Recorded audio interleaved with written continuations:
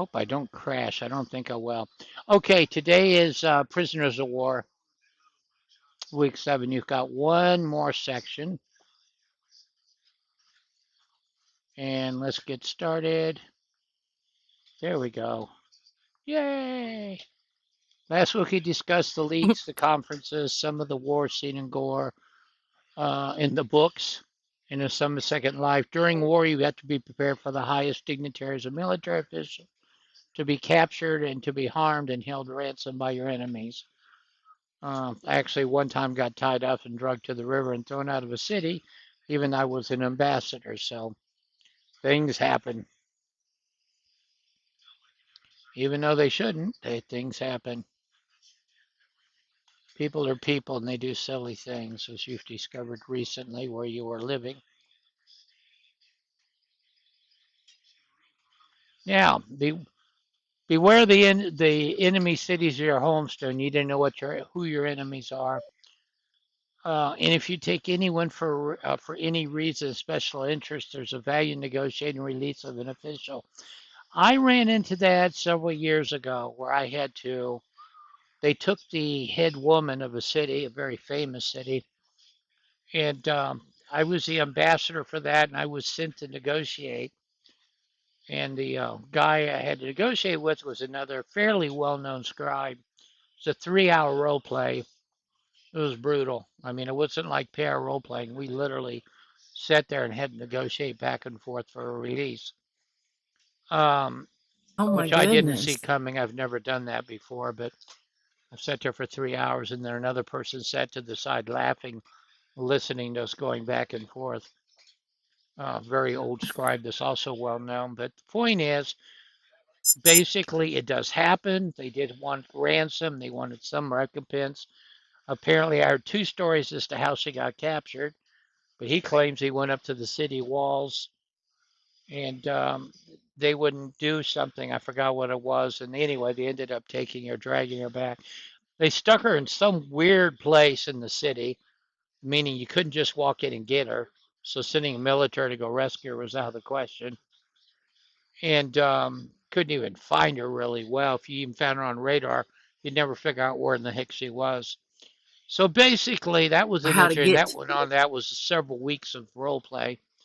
Anyway, beware the enemies of your city or homestone. You need to know who your enemies are. Um, there's high value in negotiating release of an official. I just told you she was the head of the city, so I very much affected what happened. She was gone from that city for a solid month, maybe two. She was taken when I got there. So the types of people who are tended to be kidnapped and probably need extra protection if you're at war. My city hired two mercenaries to guide both the Ubara and her helper. They actually brought in mercenaries to protect them because we are getting threatened. The Ubara, the Tantrics, there's only two Tantrics in all of Gore, but that's okay. The companion of the administrator, companion of the regent, you can see a trend there. Companion of a head of caste, companion of the head merchant. Actually, those two, I think it's in order of importance because I started to say these lower ones, the daughter of the Ubar region or administrator, they have the authority to send in the military. There's more likelihood you'll. So those are the ones that probably will get taken. Nobody's going to send a rescue party for a peasant woman. So basically, it usually is somebody with some sort of authority. And to be honest, it's wasted role play to do that. So again, what we did was we hired mercenaries because we're having some issues, and they were following our people around everywhere to protect them. Anyone with power is a target. Don't leave out um, don't leave out the northern regions where the Jars women be out the most powerful women in the village, or the deep south, the jungles and the sands where the Sultan's companions are. Basically, every freaking area of Gore, there's somebody to be targeted based on their power, is what they're trying to say. It doesn't matter if it's in the Tahari, it doesn't matter.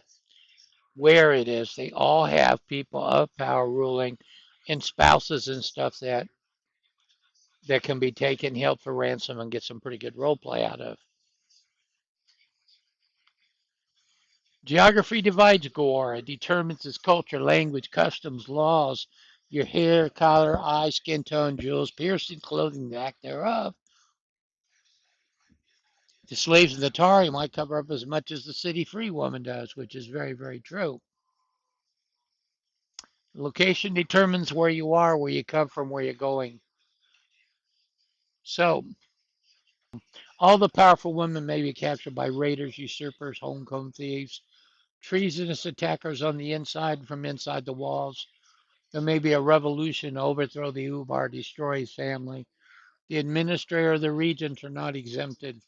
Remember, anyone with power is a target. You're the ambassador, you're the mouthpiece to negotiate. And like I said, that has to be some of the most interesting role play possible. Imagine if Artax Timos binds the Ubar to the gates to humiliate his honors, captures these slaves, and Ubar takes them to Timos. The ambassador is to formulate a plan, request a word from the ambassador of Ar to figure out how to recover the Ubar, the slaves, anyone else that was taken. Yeah. Of course, he has to do that with conjunction of the leadership of the city. What are they willing to do? They're not going to you can't just go in and promise the moon without their help. So basically, you got to sit down with the UBAR and decide what they're willing to do. Actually, an initial meeting to discover what they want, then go from there because you don't know what they're dealing with. So,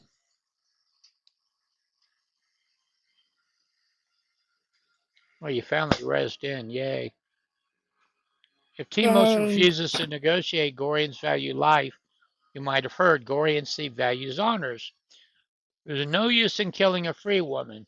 She'd do better as a slave, unless she commits suicide or takes poison. Now that goes back to the law. If a woman is not a member of your city, you can make her into a slave. It's called the law of capture. So it basically you capture, bring her back, you can make her a slave. There's no use in killing a free woman, make a better slave unless she commits suicide or takes a poison. Interesting enough, my slave once role played taking a poison and killing herself because she got stuck in a cage in a city that left her there for 3 weeks. And the only way she could think of the role play out was to kill herself, which she did. If a free woman submits to a warrior and he refused to have her, he has the right to kill her. Now that's a key law. That's a generic law. If a free woman submits to a warrior and he doesn't want her, he has the right to kill her. So that kind of sucks.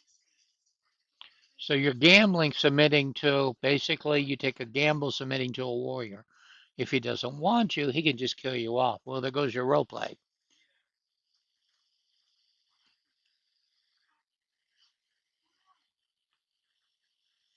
They're the ones that go and do the capturing. They go into a city. It's called the law of capture. So he can make her a slave, or she can offer herself to him. If he doesn't want her, he can kill her. He can also set her free, by the way. But by law, he can't kill her. The ambassador of VAR might be willing to negotiate. There's a specific set of laws that deal with the capture laws and what happens. He might be willing to release the Ubar of Temperance for 1,000 gold tarns, 50 ships, 2 hordes of Thalarians, 17 trained war tarns. The ambassador has to be taking this information back to the High Council. That's what I said. You're going to have an initial meeting and then go back to the High Council because you're going to have to explain to them what they've asked for and find out if they can do this ransom. They may be able to buy the slaves back. If the ambassador of Ar says to release the Ubar slaves, if the Ubar Themos is impaled, the homestone of Themos is given to Ar. Now, it used to be they're trying to be more civilized on Gore, but there were times where cities literally did raids constantly. Now they do this thing where they say, you can't raid a city unless. However, that's not quite true. Um, You can declare it invalid if they do, but it used to be they dropped in all the time and did raids, and it wasn't always pre-planned.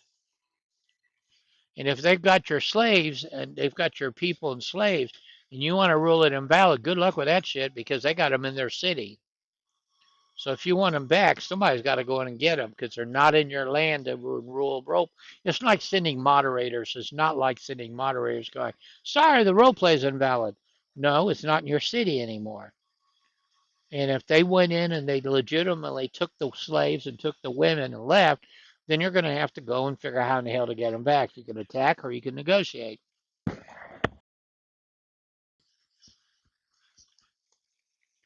There are no master moderators of Gore that sit and say, sorry, your city's role play is invalidated. There's no group like that I know of. If it is, it's not talked about a lot. Ideas and lies defeated Ara was done through the sowing of confusion, which is the job of by the way, the ambassadors hire the spies to go in and sow confusion. They're head of the spy cast. Propagation of self-doubt and guilt. Okay, all suitable, bedazzled in the mimicries of rhetoric of morality. So basically, what you can do is send your spies in and basically sow confusion, do self-doubt, guilt, things like that. And that's all valid role playing. Let's move on. I just dumped a paragraph out of my notes. I'm reading it going, and that tells me what? Um, doesn't make, if it doesn't apply to something, I get rid of it. Okay, passage. I saw men gladly setting aside their weapons. I saw citizens of Ars singing as their gates burned, as they tore down their walls with their own hands. There is no honest victory of cause won within the walls of the gates. It's a victory not of steel, but of poison. They're talking about the fact that they went and poisoned the people to destroy the city. And again, that's all spy role play. And totally doable. People can sneak in, put stuff on their walls, which is tricky because you can, no, actually you can. So anyway, do stuff like that. Timos may not be able to pay the ransom. And they may choose to ship the slaves back. But they could have been raped, branded, tortured, questioned, and beat during the captive. This is Gore.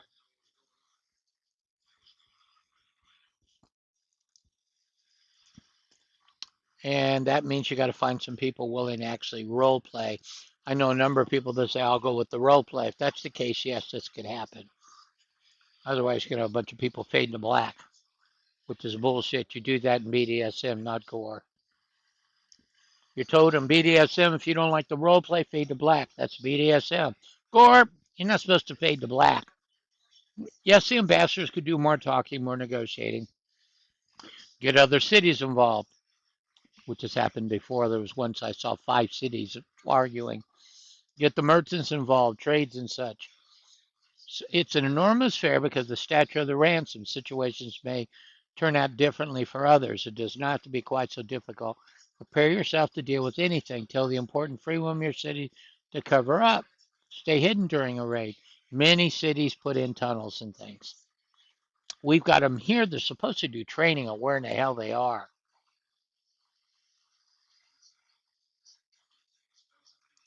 Simply keep themselves. Stop wearing purple outside the council chamber. I've seen that before. Ubars when at war will take off their Ubar tags and quit the purple shit, so the people can't just walk in and find them. In fact, we're not supposed to call our Ubar. I don't. I call him by his first name. But it's more of a protection in case of that.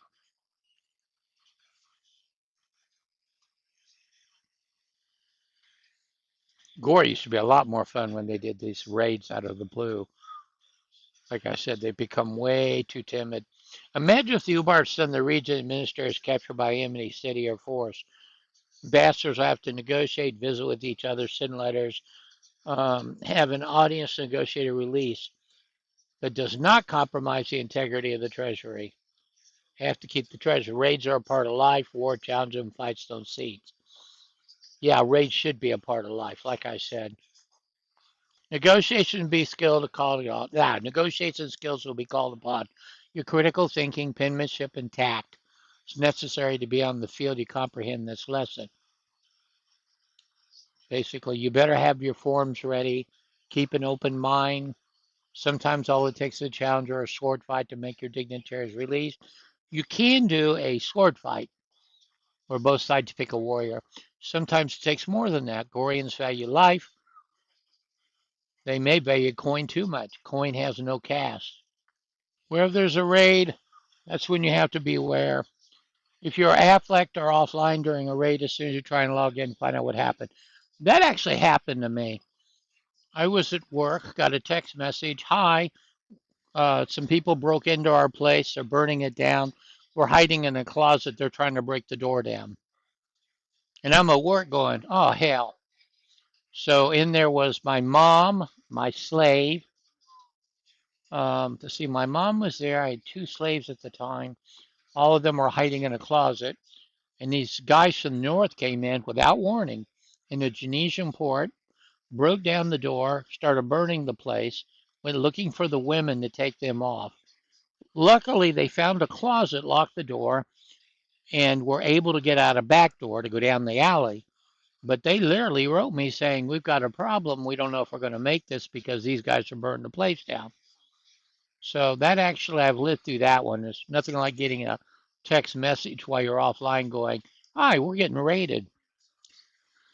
If anyone was captured, records still need to be recovered. Find out what you can do to help. Talk to the mods about options. Just don't do anything. Meet with your praetors or magistrates, as well as reach out to the law officials of the city to see if anything civilized can be released to a dignitary avoiding death and dishonor. I also had Panthers. I used to have a picture of that on my profile. Panthers took me. They attacked the city. I happened to be outside because an idiot that was in the city decided to close the doors. The Panthers captured me, took me down to their camp, stripped me naked, and hung me upside down. So I spent like 5 hours upside down at a Panther camp naked. Well, warriors did decide to come and get me, but they had to go downstream with the whole horde of rooms, raid the Panthers, and they captured them all, made them slaves, drug their ass back to the city, and I had to go find some clothes because I'd been hanging up naked for hours. So the warriors found me naked and upside down on a rope. Pretty clever the way that went. So I was hanging naked upside down in the Panther camp. They were making comments about me on how I was built and what was hanging down and stuff. It's pretty crude of them, but that's beside the point. At any rate, they did come and rescue me, but they had to do a raid to do it with a bunch of warriors. They brought the Canthers in, made them all slaves, and went after that. So, yeah, my role play has been really wild in some cases. Use of spies. When the Ibarra was captured, the city held her deep in the city. Oh, that was talking about me. I brought that up earlier. After we get done with this. Yes, Gore has spies in a gray cast. You're the ambassadors in charge of the spies. There are male spies, female spies. Each has advantages and disadvantages. I'm going to go through those real fast. The key on this is, well, let's see how much I say. It shows up in my basic ambassador class, but where I cover this. Basically, the advantages they can defend themselves. Disadvantages: slaves watch men like crazy. If you put a male in there and they see a male wandering around, every slave in that city is going to watch them. However, if you send a female spy in that's a slave, it's more likely she can walk around. Slaves do not watch other slaves closely. They go into a city, wander about all the time. But if it's a man, they will know every freaking movement that man makes. So he can protect himself really easily, and there's advantages to that. But the backside of that is really hard to get a spying done when they're watching every inch of you. Now, when I taught the class on doing maps, I taught about a. No, no, no. That guy was very good. He's one of the best spies I've ever had in Gore. He made over 70 maps of cities and got paid by Ubars to do it. But he came in, he lived there, he stayed in the inn, he did paintings. He had a whole role play. People saw him, they wouldn't know he's spying. He had a slave wandering the city for him, collecting information. Then he put maps together, did a hell of a job. The women, so it can be done well, but it has to be planned out. He came in as a merchant. That's how I was able to get to these cities. Um, the women, quote, the women of the walled gardens know whatever happens on Gore. I sense the intrudes. The spying and treachery must be fervent within the gardens. I force my soldiers, girls to lie with soldiers, with merchants, builders, physicians, and scribes. I found that a great deal. There was a magistrate in Gore that got busted down to common scribe. And what he did was he had his slave go in with the warriors and was getting information from the warriors. So I don't know whether she was sleeping with him or how that story ran, but he was accused of having his slave spy on the warriors in the city, in his own city. And somehow I think he pissed her off as she told him, and they ended up busting him all the way down the common scribe, and he lost his magistrate position. But the point of it is using slaves when it says, sleeps with the warriors, gathers information. That actually was done in Agorian City not too long ago. Um, the guy was caught, like I said. I think the point is if you're going to do that, don't hack off your slave. She was wandering through that city, cursing him for a week, telling everybody what he did. Um, you don't, if you're going to have your slave be your confidant, don't piss her off. She'll tell every secret you got. So he ended up getting arrested for that and demoted. Just not the smartest man in the world. All right. I proceeded differently with patience, said Lord Nishada. A detective spy may be of value. A spy regarded as undiscovered is not a spy to be replaced. Two, it is a spy who may be used to convey misinformation. Remember, I told you that earlier? Spread lies, deceits, false plans, tell everyone that they're going to attack tomorrow. Just basic bullshit. But that's valid role play, and one that I will. Not only do I have trouble finding ambassadors that play this role right and do it well, but definitely they don't go to the point of getting spies going in and doing what I'm talking about now. And yet, that's one of the more interesting parts of being an ambassador. By the way, the city you're moving to, BizNets, their ambassador is the man I had to negotiate with for 3 hours to release a woman. He took a set of troops, went in, stole a woman. He's the one I had to negotiate the woman back to for 3 freaking hours. He's currently the ambassador for Bissett. So interesting case, but he's now. But he took the woman, took a bunch. Anyway, Mission Impossible, ladies and sirs. If you're caught in the city, you must disavow all knowledge of them. Do not tell your Ubara and your Ubar who your spies are. I still remember an Ubara trying to get me to tell her. She said, "You don't have spies, do you?" And I thought, don't tell her. But she wanted to know, I mean, who they were. Bad move. Because if they get caught, they have to be able to say, I did not know. And that is very, very true, which makes the job even more fun because you're keeping it from, it's your job to do the spying. It's well known. But on the other hand, the Ubar and Bar never think that they might have people out spying in cities. If you do, your bar will not let you do your job. Send a warrior yourselves a delegation. That's happening too often. It's your job to interface with the city. All right, let's discuss something more passive, mediation. Let's discuss, this is a class I felt would enhance skills ambassador. Did you take my mediator class? So my basic scribes class, whole class on mediation. It be not uncommon to find yourself in the rims of an impartial party and two intensities clashing in front of you. A mediator has to mediate the release of captured warriors and citizens and slaves. So you've got to have some skills, and that's why I teach, and magistrates need it too. So I do one whole class on being a mediator. And it works both for the ambassador side and for the magistrate. Should a discussion fail to the requirements of mediation, again, you, the mediator, will become the impartial component in the discussion. You got two cities arguing. Somebody's got to sit down and make it work. If you can't, it's remain impartial, get somebody else to go for you. If it's your brother, sister, uncle, somebody running the city, and you have to go to do the negotiations, rather than tell them, curse at them, and make comments you don't want to make, send somebody else. So, but you've got to be impartial getting these two sides to come up with an agreement.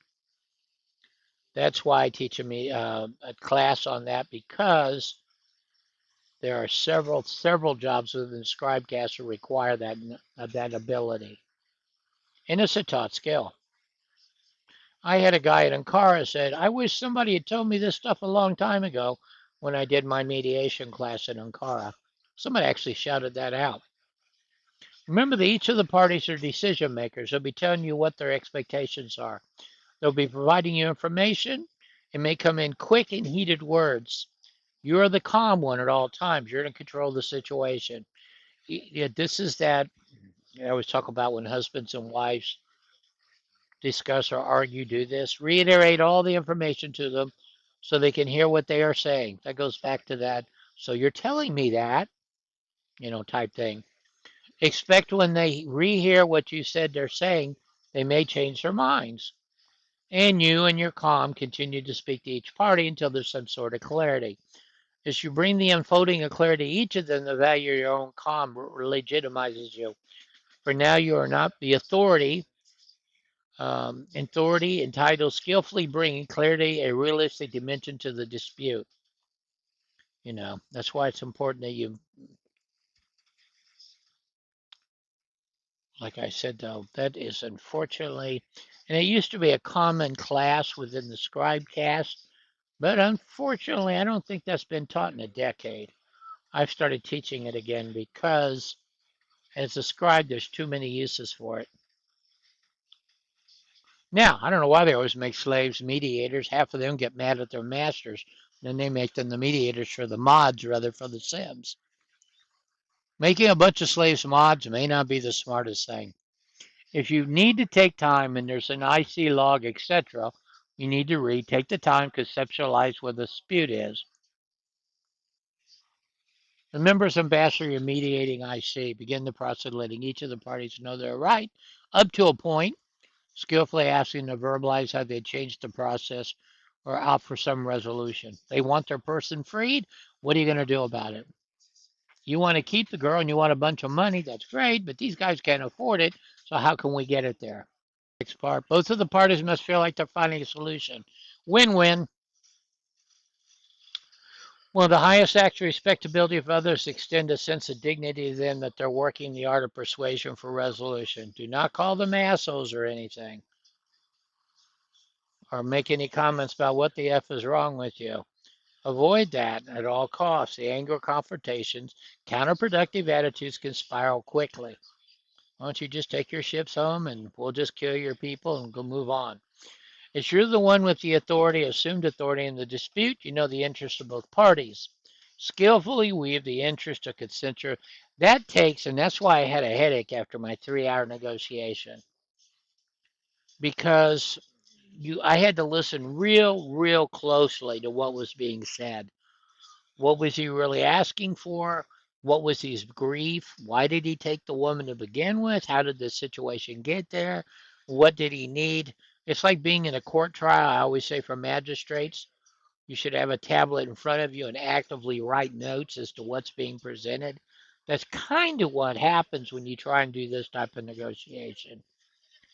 What do they want? Why do they want it? How did they get angry to start with? Why in the hell did they show up and take all these people?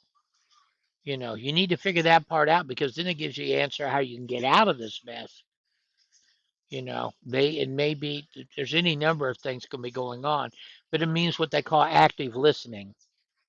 In order to make this happen, you need to take notes and actively listen. And that takes a little bit of work, which is, like I said, why I had the headache.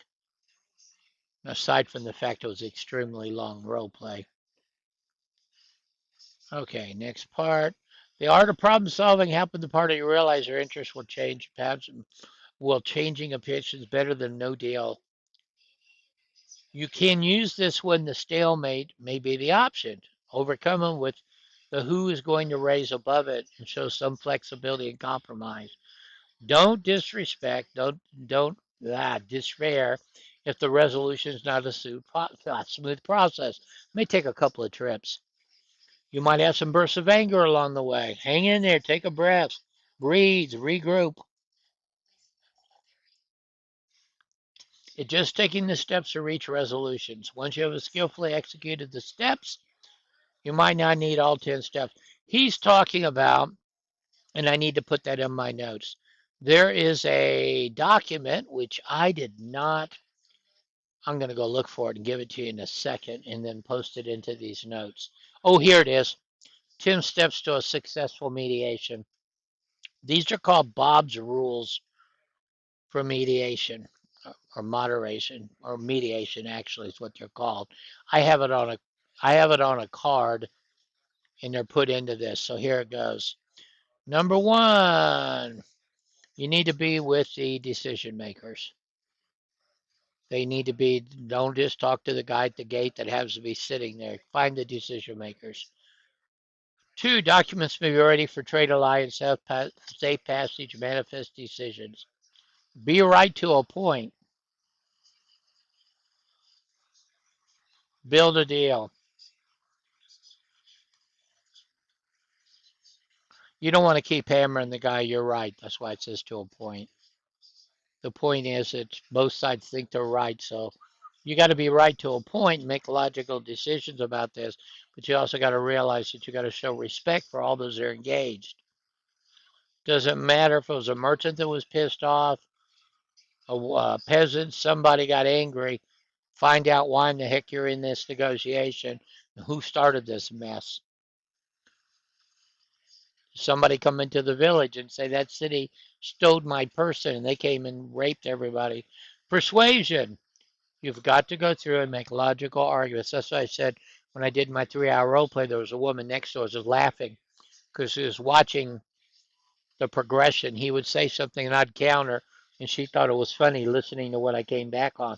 Because the guy I was talking about is a very famous magistrate who not everybody does that to him. But you've got to be persuasive and you got to be focused. And yeah, it is grueling. Another reason why people don't always do this job.